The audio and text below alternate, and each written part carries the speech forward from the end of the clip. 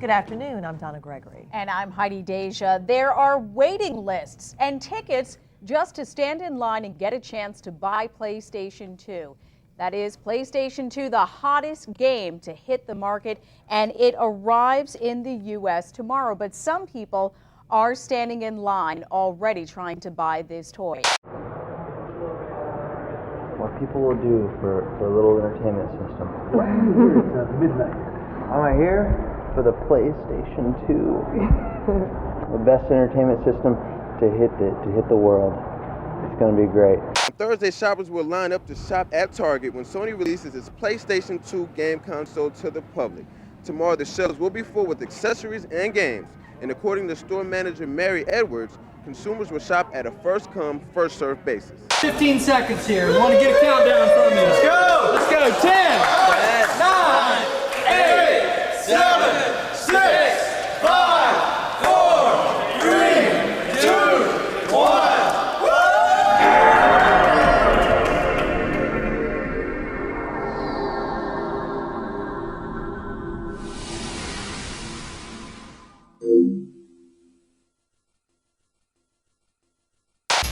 On December 3rd, 1994, Sony entered the console war to challenge Nintendo and Sega. Originally envisioned as a CD-ROM add-on for the Super Nintendo, the PlayStation proved incredibly disruptive. I grew up a Nintendo kid. I got a Super NES, I had a Nintendo 64. But I think one of the things that really made the PlayStation feel like a big deal was it was getting the kinds of games that you wouldn't actually be able to see on a Nintendo 64. And I'm talking about like larger scale games like Final Fantasy VII, stuff like that. That's the kind of thing where you were getting games on PlayStation with like 4 disc sets. You weren't going to get that on a cartridge. And the fact that you could squeeze in these larger scale, these ambitious stories onto this, something other than a cartridge. And we had seen CDs before, but I don't think we'd ever seen CDs used to that kind of extent. Like Sega had been using CDs and stuff like the Saturn and what would eventually be the Dreamcast, but PlayStation was doing some incredible things at the time, and it was a shock to a Nintendo kid like myself. The PS1, it was like, between the PS1 and the N64, it was the gate to 3D play. Like, this was the first time that we got 3D polygonal games. There were examples beforehand, like they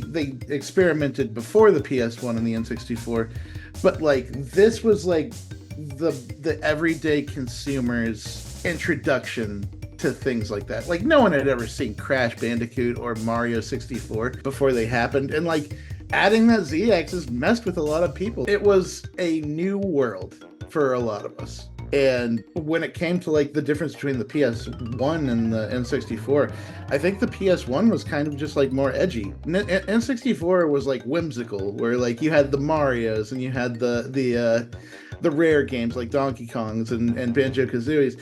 PS1 started from the get-go with Crash Bandicoot sitting outside with a megaphone screaming at people. How do you feel, buddy? Feel a little like your days are numbered? I'm gonna have to ask you to leave. You're hurting my elbow. Sony adapted a little bit of what Sega does, what Nintendo don't thing, but they took it in like an even edgier sort of attitude era direction that I feel worked. While the PlayStation 1 came in as a shock to the gaming world, the PlayStation 2, with its powerful emotion engine technology, was highly anticipated upon its North American release on October 26, 2000.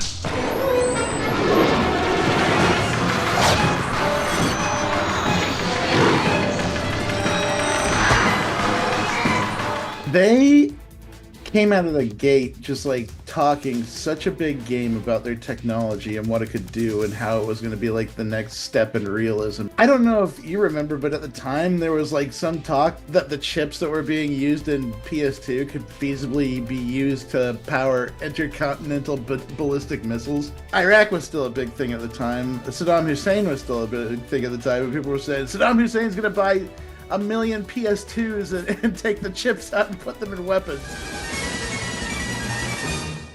I think part of like just like the talk about momentum of what Sony was presenting caught a lot of attention.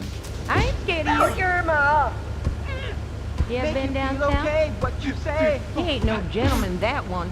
I was in college when the PlayStation 2 dropped. So it's the year 2000. I didn't buy a PlayStation at launch, or PlayStation 2 at launch. So we had an N64 still.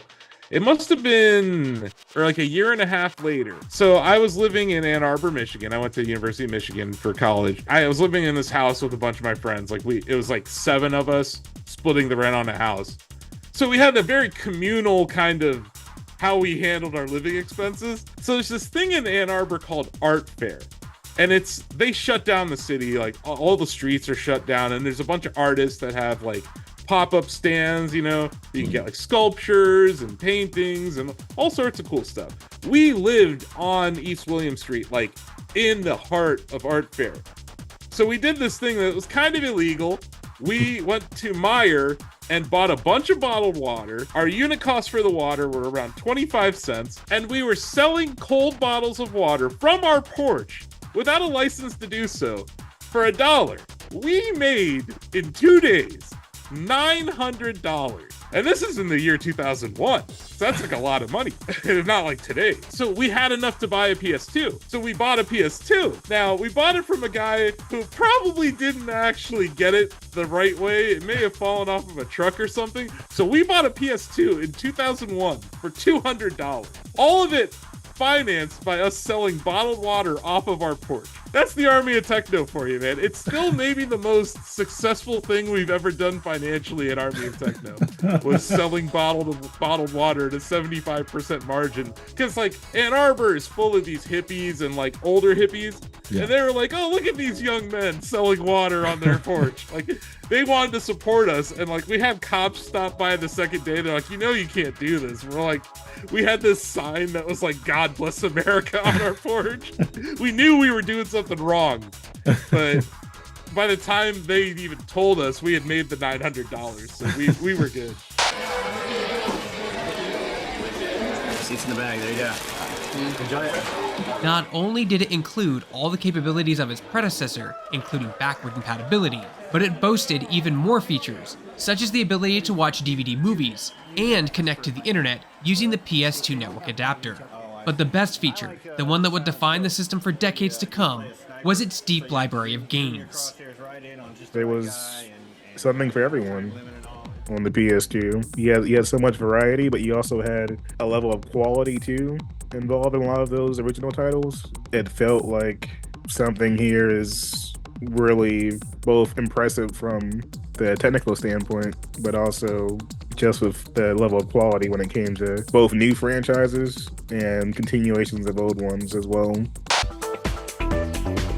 Ooh, Burnout 3. I loved the Burnout games in general. I was a big racing game kid. I remember playing that one with my dad, actually, because my dad was kind of he had been a big gamer back in like the arcade era, and it was right around that like PS2 time frame that he started playing games with us again, and he loved Burnout. He just I remember he would laugh. He always thought it was so funny watching the cars like wreck and do like somersaults over like interstate roads and whatnot.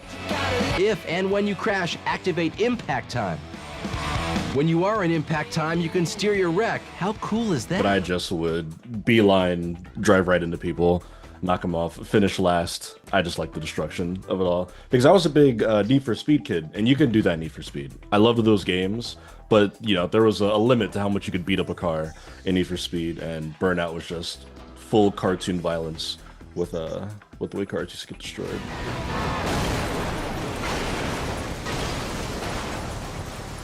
I went to a boarding school, so I don't know. I want to say it gave me PTSD, but it's real. My freshman dorm was like Lord of the Flies.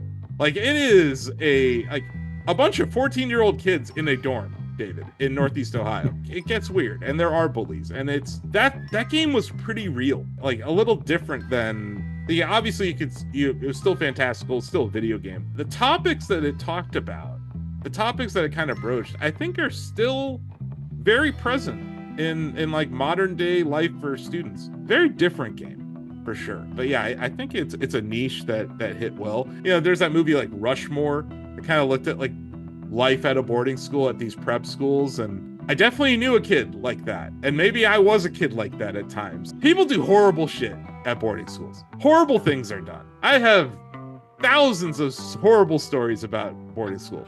Like, I didn't do them. Here's one example. I've seen a kid get taped up in a box and thrown downstairs. Like, I've seen that. That might be something you see in a game like Bully, is all I'm saying. Like, when people are like, that wouldn't happen in real life. Yes, it would. Like, because you have kids that are not fully grown up and they're not near their parents and they're not always being monitored. To be honest, like, people who go to boarding school, they tend to be bad. There's a reason they're there.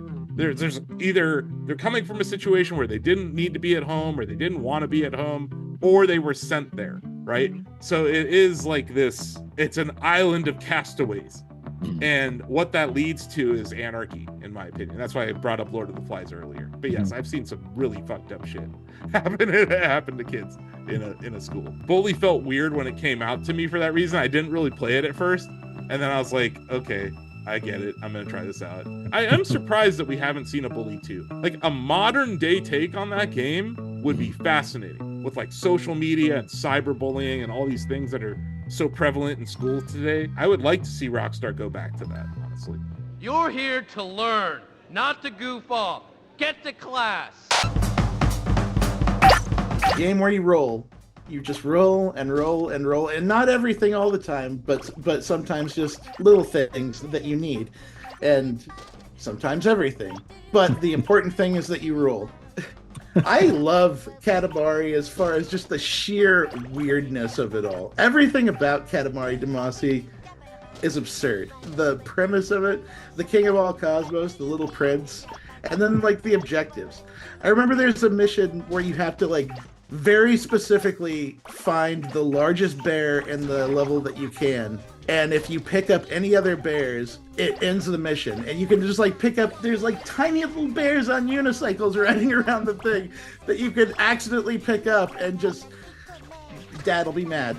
But it's unique in the way that it could be that kind of game where sometimes it's about creating the biggest thing you can, and sometimes it's about solving a very, very complicated puzzle that's spread out in this pile of junk. But either way, it was charming as all get out, and I think probably one of the most charming games of that generation. It's the growth and evolution of it all, because you can't just grab everything from the start of the level. You have to like build the Katamari up to that. You have to collect little things until your Katamari is big enough to grow into a place where it can grab like slightly more medium things, and then eventually you can get up to large things. And we're talking about, you start a level from like where you're like picking up thumbtacks and rubber bands, and end the level where you're picking up buildings and whales. And I just love the sheer escalation throughout it all. That was one of the first games we bought when we got the PS2. I obviously, I was in Ann Arbor, Michigan. This is the house where we used to throw after parties for this club down the street. So we would rent a sound system and play music downstairs. So I was like, oh, there's a music game? I'm in. So it was one of the first ones we bought. Obviously, it like kicked down the door for rhythm games and like Guitar Hero, obviously. Like the whole mechanic of the notes coming at you and stuff. I always loved that aspect of like a visualization of music. You know, in that era, we were all still staring at our Windows media players while we were listening to MP3s or Winamp with those plugins, right? So like visualization of music was such a thing in the late 90s, early 2000s. And it felt like Frequency took inspiration from that and then just kind of like gave us this like really immersive feeling game where you were like attached to the music. So I thought it was magical because, you know, up until that point, rhythm games were mainly in arcades, and they mainly were, you know, involving touchpads on the ground or whatever, like Dance Dance. But like, yeah, to have that at your home, it was really cool. Whoa, slow down, babe. Devil May Cry in general was one of my favorite games, a banger. But Dante as a character, he hit that sweet spot. You had him, you know, demon slaying. He had the giant sword. Reminded me of Blade in a lot of different ways. And then the quality Capcom camp was also, you know, in play all the time. Hitting instant stylish poses in different angles while also slaying was pretty cool. Yeah, it just hit all the sweet spots for a character. He could do a whole lot without having to necessarily say much in every scene.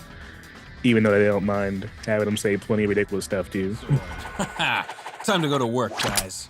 For lack of better terms, Dante is one of those characters that people immediately think of when they think of edgelord. He is like the embodiment of the cool guy that doesn't care about anything and has it all handled all the time. That's not necessarily bad for that game. Dante fights against things that are fitting for a character that is that strong. I guess it doesn't ever come off feeling OP or undeserved. Over the course of just the PS2 alone, we also got kind of an evolution of that character where we got to see like what he looks like when he's like fully accustomed to his job and what he does. Whereas like Devil May Cry 3 is Dante Batman Year One type stuff, where he's just completely, he just started the business and demons are already kicking down his door and trying to steal his pizza.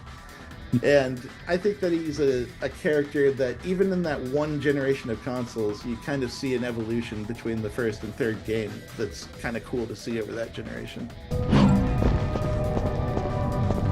It's the controls. I think that like it just feels so good when you're handling that game. And part of it is the PS2 controller. I think the PS2 has one of the most satisfying D-pad stick setups that I've ever played on. Like, I think it made for a lot of good fighting game input. I played a lot of Guilty Gear X2 on that thing. I love that thing. And I think that some of that translates to Devil May Cry. You can mash your way through that game, for sure. But the better players will, like, learn the combos, learn the techniques, and figure out, like, the way you string things together in that game and the way that your repertoire grows as it continues. It's just so fun. I love like the million slash and the spinning sword. It's a blast. Every time you get a technique in that game, it's awesome. How's this going to fit into the rest of it?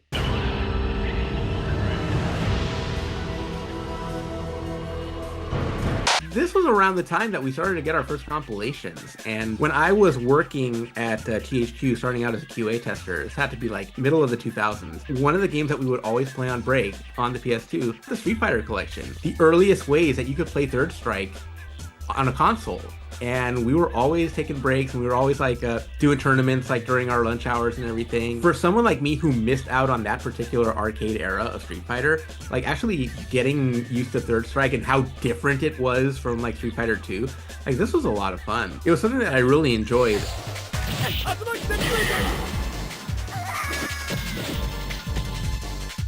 You win. Dragon Ball Z Budokai is like, to me, the enduring like PS2 game. And obviously it wasn't a first party game, it was a third party game. But like when I just think of like PlayStation games, I just see that box art. I see Super Saiyan Goku and the red background and everybody on it.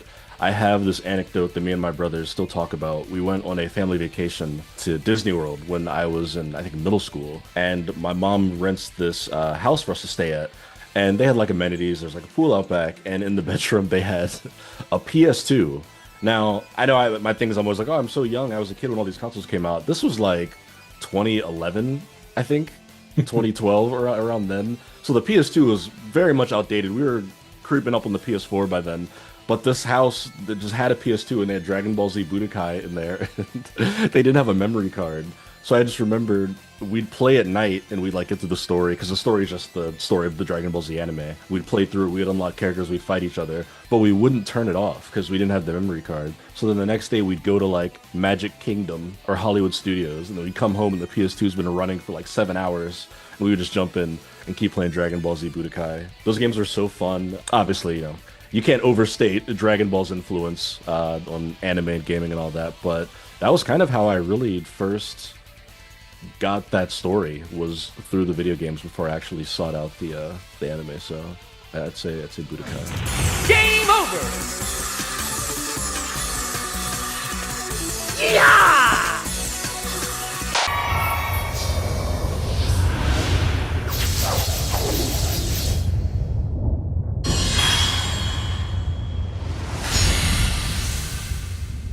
I couldn't afford the console. It might as well have been $800,000 to someone my age, because I didn't have one. I didn't buy mine. I didn't own one until years later. I think when Kingdom Hearts released is like the big, when I think I got it used when I bought it. I was starting college, and around that time, I wasn't playing a lot of video games. I was focused on my studies for good as that did me. Actually, I played off a roommate's PlayStation 2 because we had one back in probably what had to be my junior year back in 2003. And I was just starting to kind of get a grasp of what the PS2 was about. That's where I discovered Kingdom Hearts. That was the kind of thing where I was like seeing all the ads for Kingdom Hearts on TV and thinking like, this is the game to get. This is the thing that everybody's playing. I have to see what the fuss is about. And I jumped into that. It was hard to look back because I've been a Kingdom Hearts fan ever since. And that's going to be my primary memory of the PlayStation, to be honest. I read an article in a magazine that was interviewing Square Enix at the time and said the big announcement was they were working on a game with Disney. And they were like, oh, we don't know what we're going to do with that. Like, that's cool. Like, and then you don't hear anything about it. And then I saw like this big, I think it was like 2-page spread about like the big, you know, what it was, Kingdom Hearts and what it was going to be about. And like it showed Final Fantasy characters. And it was coming off the wave.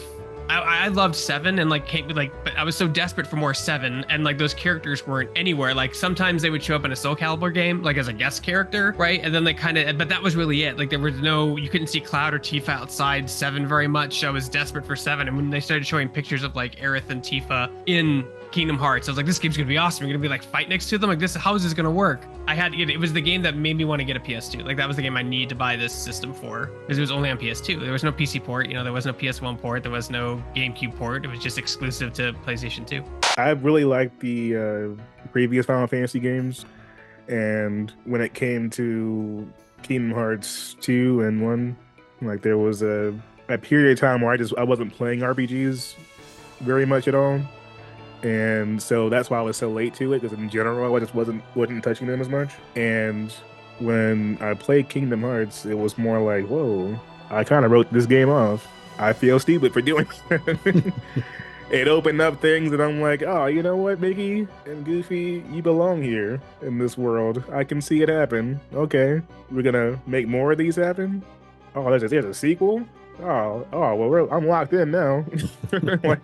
Like it all made sense. Up to that point, my only exposure to Kingdom Hearts was the commercials that I wouldn't stop seeing because they would always come on primetime TV, and probably like the script that I found on GameFAQs, because like they transcribed the whole Kingdom Hearts script, and I started reading like the first part of it, and I go, this sounds bonkers. Like I want to see what this is about. Okay, so a kid has to go on an adventure to stop other worlds from collapsing in on each other with help from people from those worlds. It was definitely a big deal because I had not actually played too much Final Fantasy at that point. That was actually my gateway into Final Fantasy because I wanted to see what the fuss was about with like, there's this like weird emo guy named Cloud showing up at the Hercules arena. Like, what's his story? And why is he looking for this guy named Sephiroth?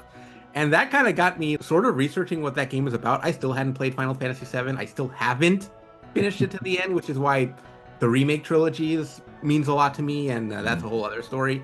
But yeah, it got me interested in these characters and these other worlds. Kingdom Hearts 2, introducing Auron from Final Fantasy X, got me interested in that story. It was really interesting to see like those mechanics kind of make their way into like more of a Zelda-esque action RPG, because that's the big difference at the time, was that Kingdom Hearts was more like kind of an action RPG as opposed to the turn-based stuff. And I needed something to fill that Zelda void because for whatever reason, Twilight Princess didn't really do it for me at the time. And this was kind of a nice way to fill that gap for me between Ocarina of Time and whatever came after for Zelda. I honestly love the hell out of Kingdom Hearts, and the bonkers places they could go with that story was just something that I'm not gonna forget for a long time. And even now, even though we're like kind of like what I called recently like a post-endgame kind of place with Kingdom Hearts, I still want to see where it's all going. And that wouldn't have happened without what they were able to do with the PS2 and what they were able to do with that original disc. And there weren't a lot of limitations at the time, and the fact that they were able to fit those kinds of cutscenes and that length of story onto that one disc was just remarkable. I think the crossover of like two IPs that, you didn't really see that at that time, right? IP was still kind of, Disney had always been strained with its IP, but this is the first time you're going to see like an RPG company make a Disney RPG by Square Enix, right? Like these guys are powerhouses in the genre. They've been doing it for decades. And it was the big 3D battle system, which was revolutionary for the time. Like that game, without Kingdom Hearts, all these 3D Final Fantasies don't happen. Like that was their experiment. Like that was where you first saw it. And that was a big deal because most of their stuff before that time was turn-based or like relatively like kind of a different take on turn-based. But it was the first real-time battle system. And I remember reading in GamePro magazines in previews, they're like, how is this going to work? It seems like it's clunky. How am I going to select something and dodge at the same time? But it ended up working really well, and people really enjoyed it. Basically, from 2005 up to the pandemic, as someone that liked PlayStation at the time but didn't love it, my whole experience was, what's next for Kingdom Hearts? And a lot of that time was spent waiting.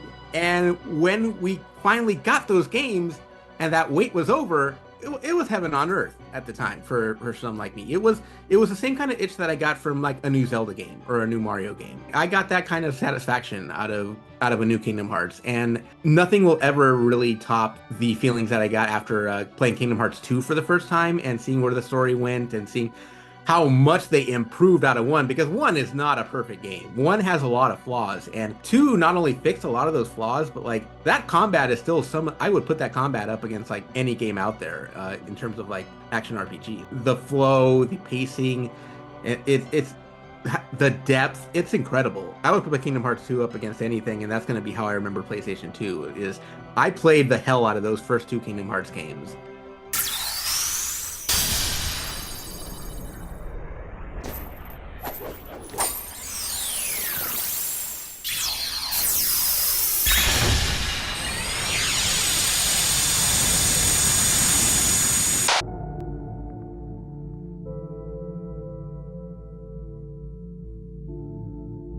It's just the sheer depth of that story. It was a very ambitious game as far as a melancholy storytelling and what was modern for its time.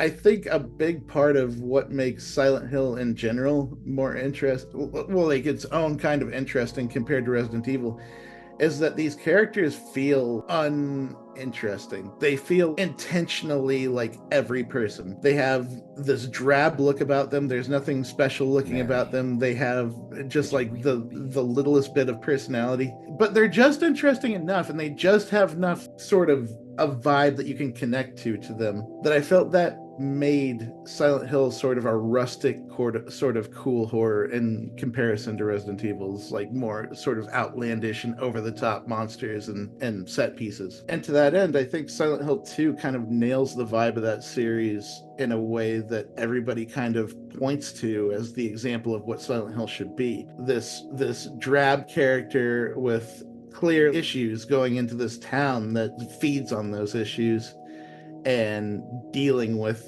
everything that comes with that. I think that Silent Hill 2 is like probably one of the perfect encapsulations of what that franchise is. Just the sheer amount of little bits that work together in that game. Once you get the radio and it becomes clear that that is your indicator for a monster being alive and near you, that becomes a source of tension for the rest of the game. Because every time you hear that static start to pick up, you know, oh no, there's something around the corner. I'd better be ready for whatever it is. And just having that thought in your head at all times is, I think, super effective. It does so many little things like that, where like there'll be parts of the game where like you'll go into a room and you'll see something and you're not sure if you saw it, and you leave the room and you come back in and it's gone and you'll never see it again. The level at which it trolls the player is kind of part of that level of horror that has survived all these years. Could Mary really be there? Is she really alive? Waiting for me?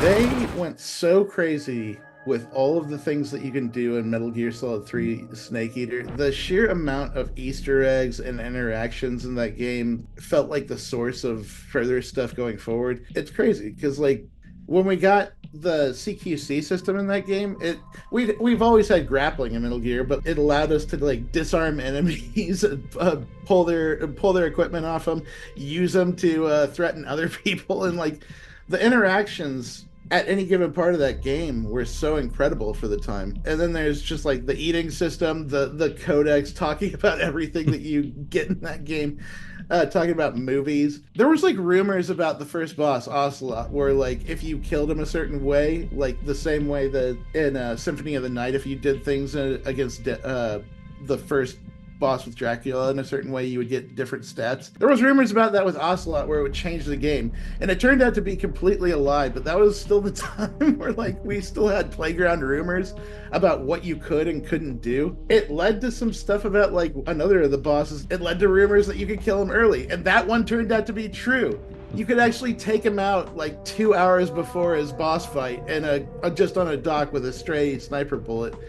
and discovering that kind of stuff about the game, like figuring it out with everybody else, it felt like the 1990s days where we were all like chatting about strategies and secrets and silly things that like could or could not be true.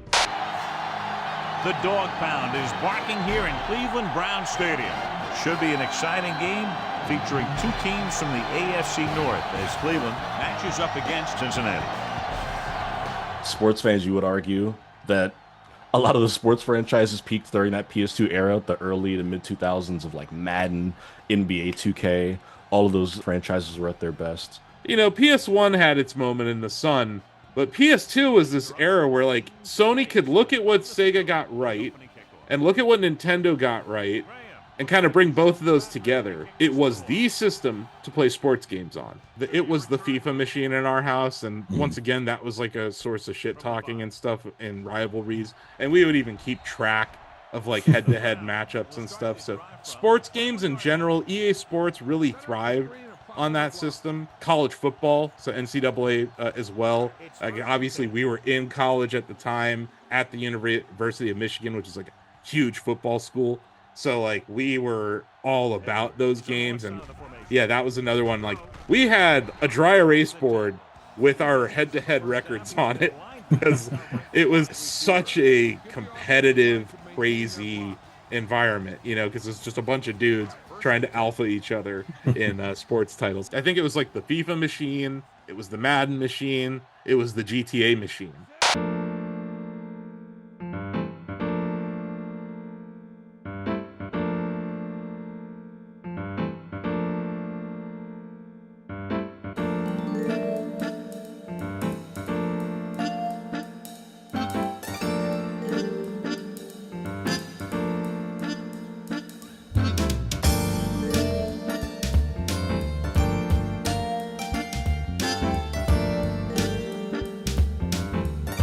I think it was like kind of a right place, right time for Sony, where they were able to cherry pick everything that Dreamcast did right, and also kind of preempt Nintendo because the GameCube hadn't launched yet. So I think it was right place, right time. It was a good use of their third-party partnerships that they built with PS1, but they built upon with PS2. And then like the most important thing was getting GTA 3 on there. That was like the fatality. I know a place on the edge of the red light district where we can lay low, but my hands are all messed up, so you better drive, brother. This was again like that gate into 3D open world gaming. Up until 3, Grand Theft Auto had always been a top-down bird's eye view game. So to take that and finally put the camera down behind the character, but let you still explore a city that was vast and alive, it's crazy to think that we were spending so long on those top-down like little dudes on the screen, like shooting pellets at each other and driving little what looked like micro machines cars around, to actually being down behind the shoulder of our guy, doing the stuff we were doing, like getting into trouble, causing crime, stealing cars, and running all over the city that we could actually see like down the streets and alleys of. It was wild. Those PlayStation 2 GTA games were like one of the first instances where you kind of got the urge to just not even so much play the story, although the stories on those games are good in their own rights. You just wanted to mess around in the world. You kind of wanted to explore. You wanted to poke around and see what you could do. You wanted to make your own fun, and you weren't getting a lot of that make your own fun in more linear games, in more traditional games. Whether you're like a seasoned player who's been like playing for like 25 years or whatever, or like mom or dad who like just want to sit and play this game, don't understand what's going on, you still make your own fun. And that was something that we weren't really getting at the time.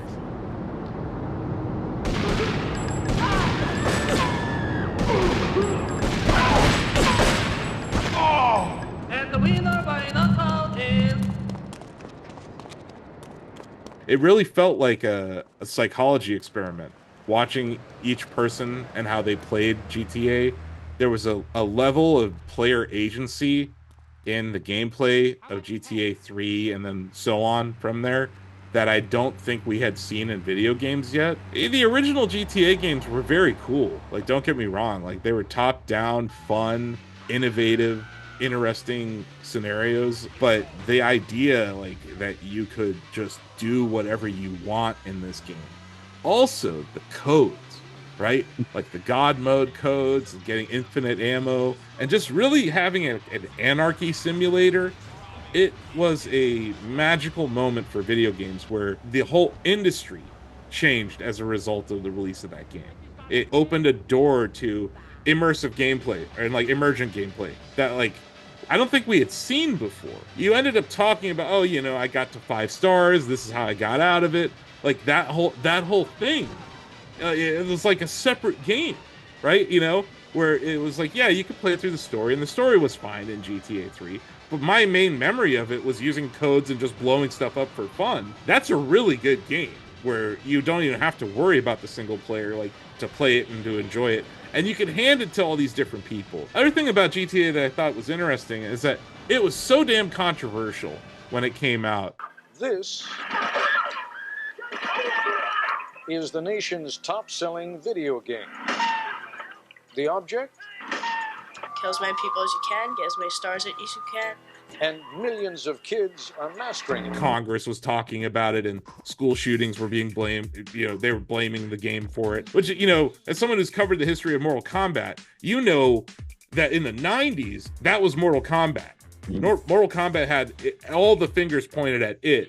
GTA kind of took the mantle from Mortal Kombat when it came to that. And I think those are very similar franchises just in that respect, that they were like edgy. That was really a part of the PlayStation success too, of being the brand for adults, right? Nintendo's for babies, right? Like that was the whole narrative there. Oh, it's a baby game console and this is for men or young men, right? Like we play sports, we play shooter games, we play GTA, right? Like I think that GTA 3 and then the other two that came out on the PlayStation 2 system kind of like cemented that narrative. Even if it was a false narrative, it was cemented by that game's presence on the system, I think. Vice City did surprise me because it felt like the announcement came quick after Grand Theft Auto 3's success. And I feel like to an extent, those games were supposed to be like spin-offs, but you didn't feel a spin-off vibe out of Vice City. It felt like its own thing. It felt like its own world. That's probably my favorite of that generation. I know a lot of people are kind of like back and forth between Vice City and San Andreas. I love the Miami Vice vibes. And that's where like Vice City just hit it on the nose right from the get-go and knocked it out of the park. Vice City is Scarface. It's the story of Scarface. Like, you are Tony Montana. Like, you're not. You're Tommy Vercetti or whatever, but, like, it is Scarface. There's so many moments that are very much inspired by Scarface. Also, Miami, that's just a cool place to put a game. And it was a period piece, right? All of that, I think, came together. Like, that 80s, 70s vibe of, like, the disco, cocaine, like, all these tropes from the Scarface movie or from those mobster movies, I think were really present there, where like I remember story beats in Vice City still, right? Where like I couldn't tell you the plot of GTA 3 at all. So I think it was, they iterated actually making you care a little bit more about the single player and being able to like go to the nightclub, and also just the cinematic scenes in that where you were like, holy crap, like I'm in a helicopter right now, or like there's a shootout happening at the nightclub, which is something that you would see in Scarface.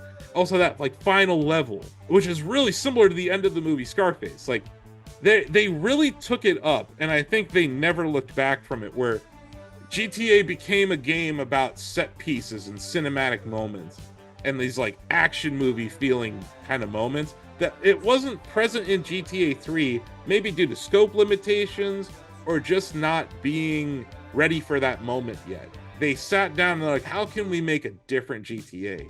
And like, I feel like Vice City knock down that door that they never look back from. You get Red Dead from it, which is a great story, and Red Dead 2, which is a great story. You can look to the present day of Rockstar games, and it all goes back to Vice City, in my opinion. That was the moment where they really became better writers, better game designers, I think, in that game.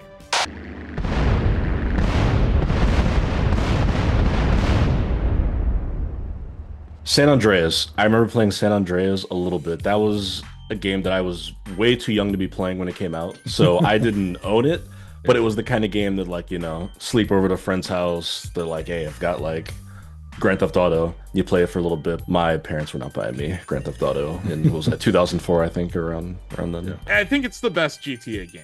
It does stuff that the present GTA games don't do, with player progression and player agency, being able to just be like, I want to be fat. I'm going to go eat at Cluckenbell and get super fat. Or like, I'm going to just ride my bike and become swole and like super fast. And I'm going to become faster than a train on a bicycle. It had these like RPG elements that they got rid of in a lot of their games afterwards, that I think is a huge misstep on their part. It was an urban story in Los Angeles, and it harkened back to like NWA and like hip-hop culture and gangster rap culture. Southern California culture was represented there. It did for SoCal what Vice City did for South Florida, where it really felt like you were in a certain place, and they did really good. Rockstar's always done amazing research in like trying to encapsulate areas and places that you would see in different movies or in real life, like the pier in Santa Monica, the beach, right? Like these, like Venice Beach or whatever. Like they tried to recreate in San Andreas, they tried to recreate that.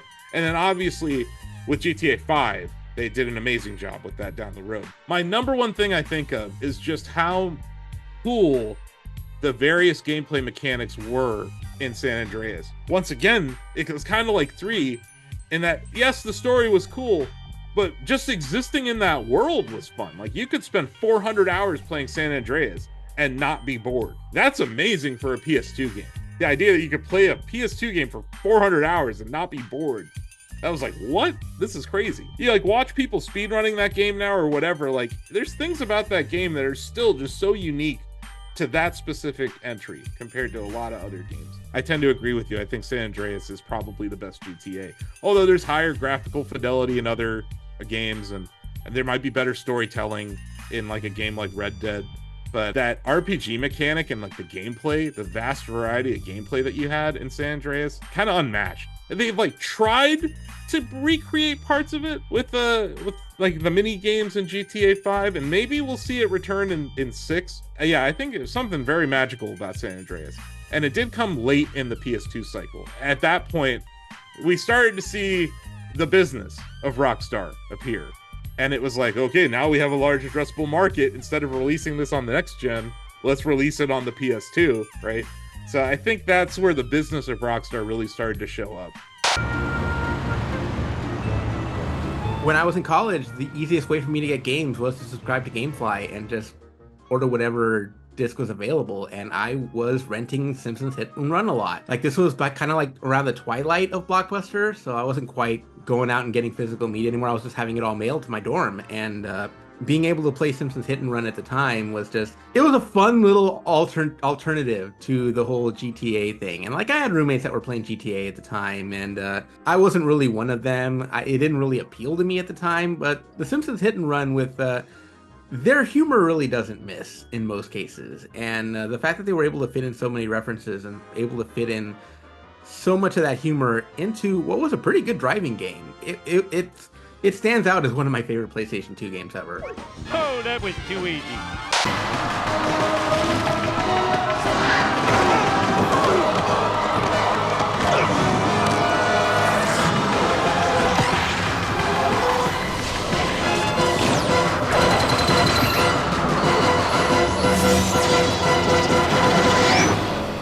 As of the PS2's silver anniversary, it remains the best-selling video game console of all time.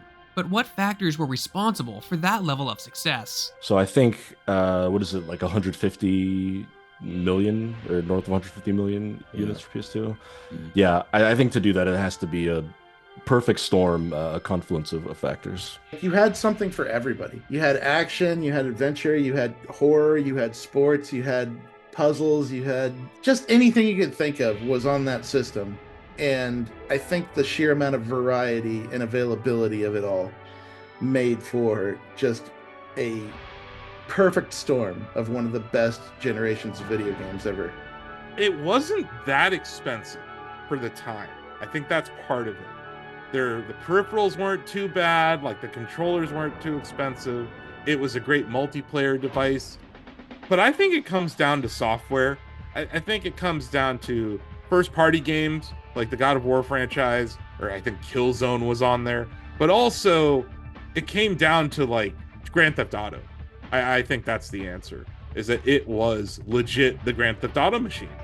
It was how I played GTA 3 for the first time, how we played Vice City, how we played San Andreas. So I think the success of PS2 doesn't happen without the Grand Theft Auto franchise. I feel like PS2 like solidified as like, we're here to stay, and we've got plenty of ways to show you why, from the massive games like your GTAs and such to more niche games like Okami and stuff like that, and then being able to pull in your Final Fantasies. And it's a mixture of all of that. Like I knew that if I were to spend the cash on any of those titles, that like I was getting a guaranteed feeling of satisfaction there. The PS2 turned 25 years old in October 2025. As the Shacknews staff reflects on more than 2 decades of PS2 dominance, they also reflect on its legacy. Yeah, I think its legacy is as at the time, the best-selling console of all time, and that moment that Sony really planted their flag in the gaming industry. Like, I think that was it was a land grab moment, and they've never given it up since then. Like, yeah, they've had less successful systems, but you're always going to have less successful systems than your most successful one until you beat it. But yeah, I think that'll be the legacy, is that it really did dominate when compared to a lot of the other platforms.